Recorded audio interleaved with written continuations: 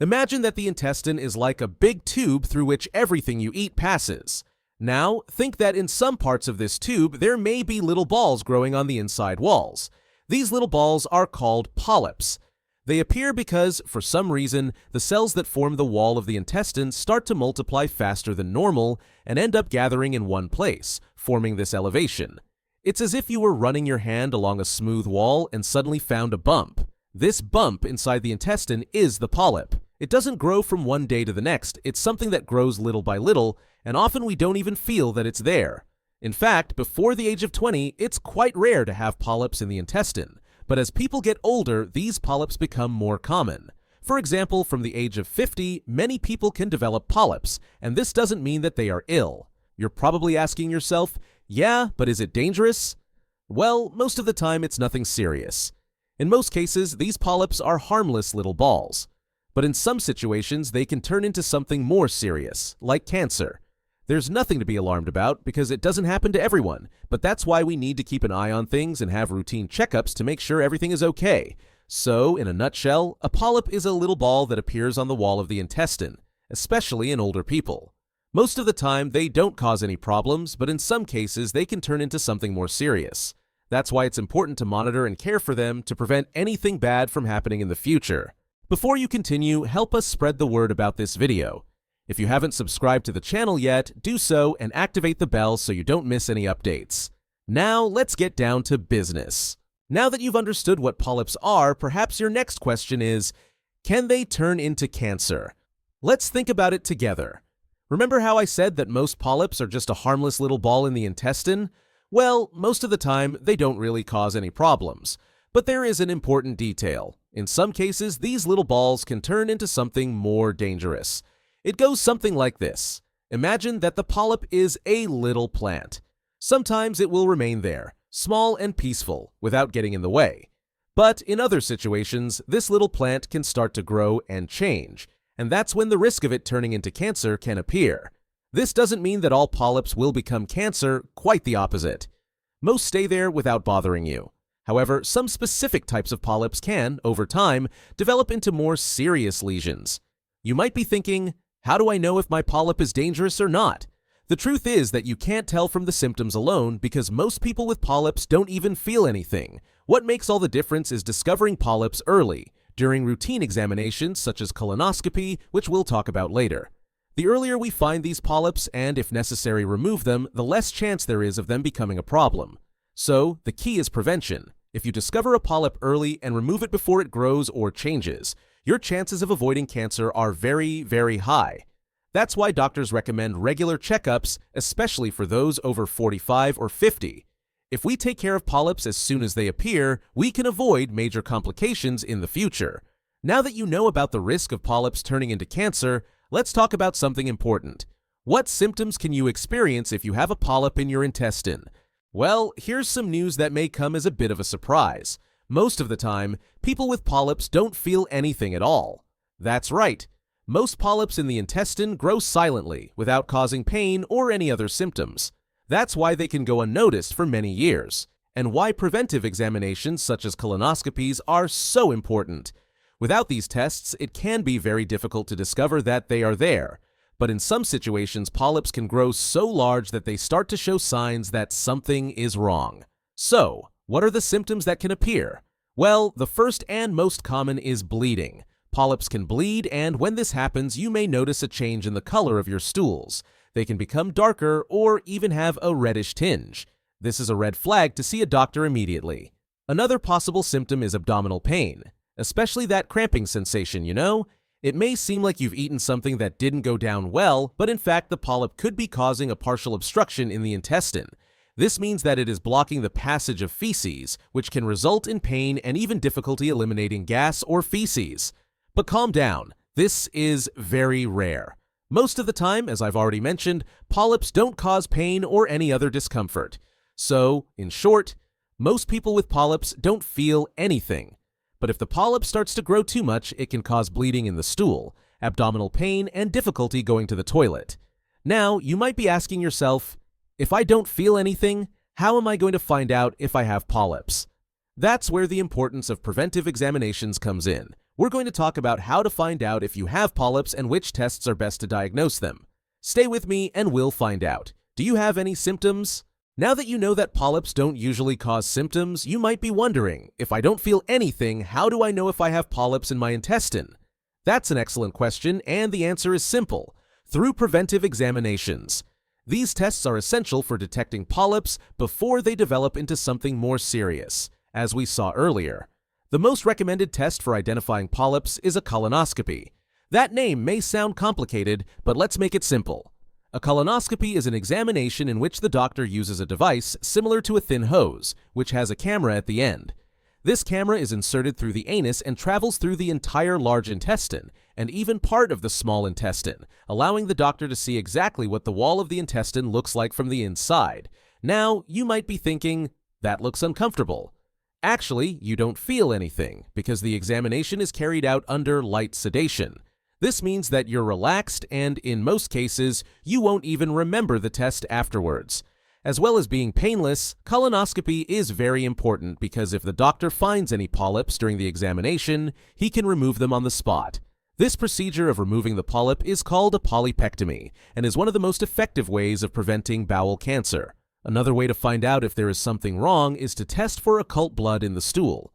This test is very simple and painless. You take a stool sample and the laboratory will analyze it for the presence of blood that is not visible to the naked eye.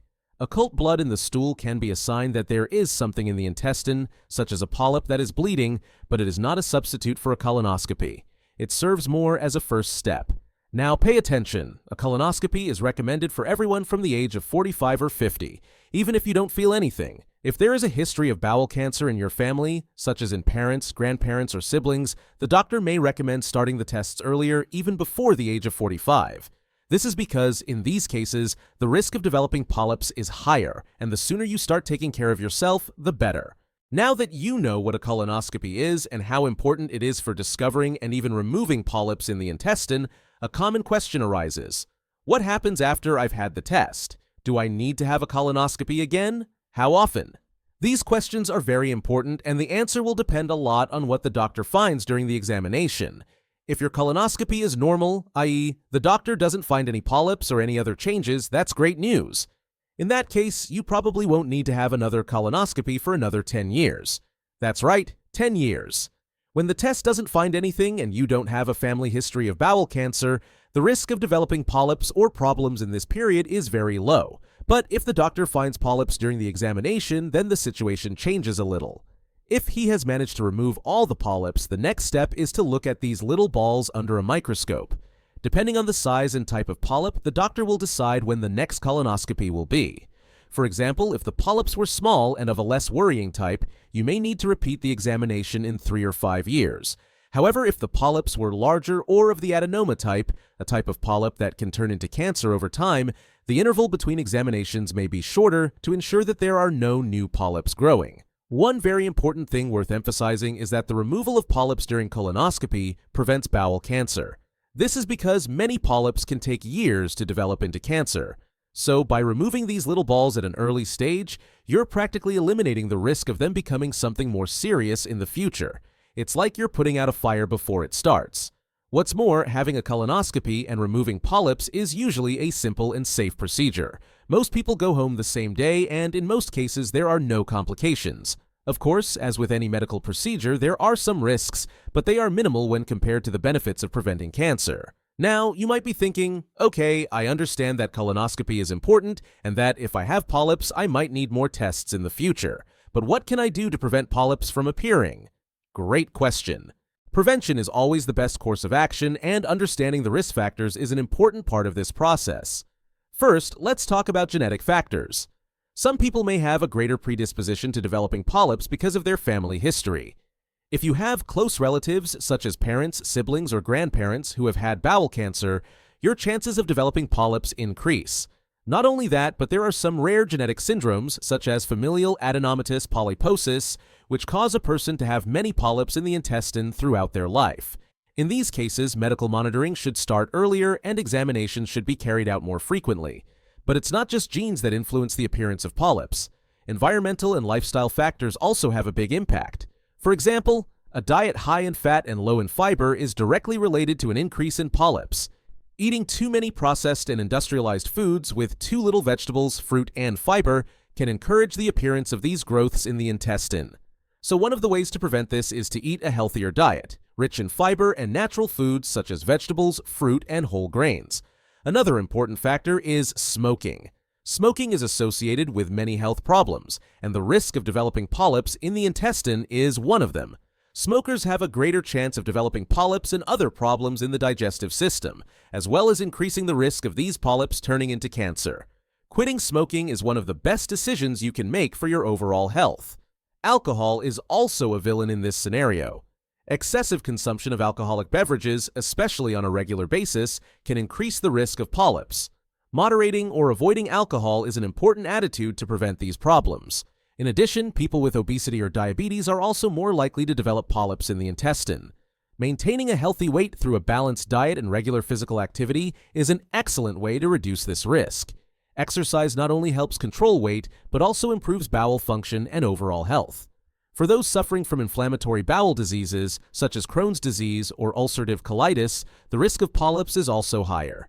These conditions cause chronic inflammation in the intestine, which can lead to the appearance of polyps. In this case, medical supervision is essential to control the inflammation and reduce the risk. Now that you know the main risk factors and how to prevent them, let's talk about the importance of maintaining a healthy diet, quitting smoking, moderating alcohol consumption, and having regular checkups to ensure that, even if polyps do appear, they are removed before they become something more serious. What can I do in my daily life to prevent them from appearing? The good news is that small changes to your lifestyle can have a huge impact on your intestinal health and the prevention of polyps. The first thing you can start changing is your diet. As we've mentioned before, a diet high in fat and low in fiber increases the risk of polyps. But that doesn't mean you have to make a radical change overnight. Small steps can make a big difference. How about starting to include more fruit and vegetables on your plate? These foods are rich in fiber, which helps keep the intestines working well and reduces the risk of polyps. A simple tip is to try to eat at least one piece of fruit for breakfast and include a salad with your main meals. Gradually, these habits will become part of your routine. It's also important to avoid foods that are highly processed and rich in bad fats. Of course, everyone loves a fast food once in a while, but it's good to keep these foods for special occasions and focus on a more balanced diet on a daily basis. Whole grain foods such as whole grain breads and cereals are also a great way to increase your fiber intake. Another important change is related to smoking. If you smoke, quitting can be one of the best things you can do for your health, including preventing polyps in the intestine. We know that quitting smoking isn't easy, but nowadays there are various forms of support such as help groups, drug treatments, and therapy. The important thing is to take the first step, and your health will thank you for it. Alcohol consumption also deserves attention. Drinking in moderation is a way of taking care of your gut. The ideal is to avoid excessive consumption and, if possible, try to reduce the amount of alcohol in your weekly routine. Remember that small changes over time can have big results. Now, let's talk about something that makes all the difference to the health of the intestine and the body as a whole: physical exercise. It doesn't have to be anything complicated, like spending hours at the gym. Simple things like walking for 30 minutes a day can help maintain a healthy weight and improve bowel function. In addition, regular exercise helps control diabetes and obesity, which are also risk factors for developing polyps. And we mustn't forget inflammatory bowel diseases such as Crohn's disease and ulcerative colitis. If you have any of these conditions, it's very important to keep up with your doctor and follow the treatment correctly. Controlling inflammation is essential to avoid complications, including the appearance of polyps. Finally, one of the best ways to prevent polyps and, consequently, bowel cancer is to have preventive examinations, such as a colonoscopy. Even if you're feeling well, getting tested at the recommended age, from 45 to 50, is crucial. If you have a family history of cancer, your doctor may suggest starting earlier. These examinations allow polyps to be found and removed before they become a problem. Some people have a greater predisposition to developing polyps in the intestine, and this is related to hereditary syndromes. In other words, these people may have inherited a genetic tendency from their parents or grandparents that increases the risk of developing polyps and, in some cases, even bowel cancer. Let's start by understanding what these genetic syndromes are. One of the best known is familial adenomatous polyposis, FAP. People with this syndrome tend to develop many polyps in the intestine throughout their lives, and when I say many, I mean hundreds or even thousands. This happens because the gene responsible for controlling cell growth doesn't work as it should, and the cells in the intestine end up multiplying uncontrollably, forming several polyps. Another example of a genetic syndrome is Lynch syndrome, also known as hereditary colorectal cancer without polyps.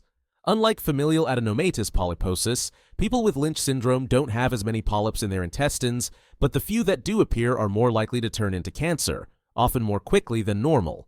In addition to these two, there are other less common syndromes, such as Peutz-Jeghers syndrome and Gardner syndrome, which also increase the risk of polyps and bowel cancer. These syndromes are rare, but if there is a history of bowel cancer in your family, especially in close relatives such as parents, siblings, or grandparents, it is important to talk to your doctor. They may recommend genetic tests to see if you have any of these conditions and adjust your follow-up according to your risk. Now, you may be asking yourself, if I have one of these syndromes, what can I do? The good news is that even if someone has one of these genetic conditions, prevention and medical follow-up can make all the difference. Those with Lynch syndrome or familial adenomatous polyposis, for example, should start having preventive examinations, such as colonoscopies, earlier than is recommended for the general population. Instead of starting at the age of 45 or 50, as most people do, these tests can begin in their 20s or 30s, depending on the case. Another important point is that when polyps are detected early and removed, the person can prevent them from turning into cancer. This is why regular monitoring and examinations are essential. In addition, in some cases, the doctor may suggest other types of tests or specific treatments, depending on the genetic syndrome and the risk involved. It's important to remember that although genetic syndromes increase the risk of bowel cancer, this doesn't mean that the person will definitely develop the disease. The risk is higher, but with the right care, it is possible to live healthily and prevent more serious problems. Now that we've discussed polyps, their risks, and the genetic syndromes that can increase the chances of developing them, let's talk about how you can take care of your intestinal health and prevent these problems in a practical way on a daily basis. One of the main recommendations is to eat a balanced diet rich in fiber. As we've seen, diet plays an important role in gut health. Including foods such as fruit, vegetables, and whole grains helps to keep the bowel working well and reduces the risk of polyps developing. Fibers are like brooms that help cleanse the intestine, ensuring that it works efficiently. Try to add more salads, fresh fruit, and whole foods to your routine little by little until this becomes a natural habit. Another essential recommendation is to avoid excessive consumption of fats and processed foods. Foods such as fast food, salty snacks, and highly industrialized products, rich in preservatives and saturated fats, are linked to a greater risk of intestinal problems. The secret is not to cut out everything at once, but to make healthier choices on a daily basis. For example, if you eat fast food several times a week, try to reduce the number gradually. Quitting smoking is also one of the most beneficial actions you can take for your health, not just for your gut, but for your whole body. Smoking increases the risk of polyps and also of cancer in the intestine and various other parts of the body. We know that quitting smoking can be a challenge, but today there are many forms of support, such as therapy and medication, that can help in this process. The same goes for alcohol consumption.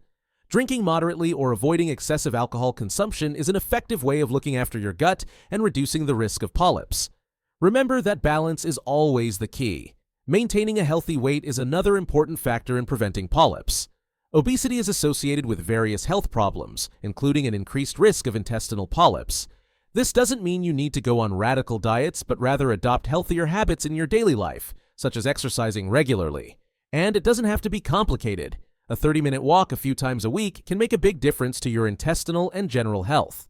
In addition, if you suffer from inflammatory bowel diseases, such as Crohn's disease or ulcerative colitis, it is essential to follow medical treatment correctly and have follow-up examinations.